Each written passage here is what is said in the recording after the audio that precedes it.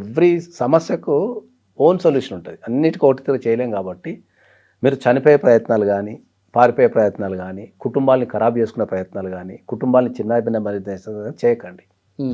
మీకోసం నేను నిలబడతా, కంపల్సరీ ఖచ్చితంగా నిలబడతా. దానికి ఏదో ఒకటి చేద్దాం, దానికి 100% సొల్యూషన్ ఉంటుంది. Super sir, great. ఈ తెలంగాణలో కానీ, ఆంధ్రప్రదేశ్లో కానీ, మీరు ఏ రాష్ట్రంలో ఉన్నా కూడా, ఏ ప్రాంతంలో ఉన్నా కూడా ఒక్క ఫోన్ కాల్ చేయండి, డెఫినెట్లీ మిమ్మల్ని కాపాడుకునే బాధ్యత నేను తీసుకుంటాను. వీళ్ళ సమస్యల నుంచి ఒడ్డును పడ్డ తర్వాత అరే దీనికోసం నేను ఇంత ఆలోచించింది అనిపిస్తుంది. అది సమస్యలు ఉన్నప్పుడు ఏంటంటే, ఇప్పుడు మన భారతదేశంలో అత్యధికంగా ఎదురయ్యే ప్రాబ్లం ఏంటంటే, ఒక వ్యక్తి ఒక సమస్యతో ఇంటికి వెళ్ళండి అనుకుందాం.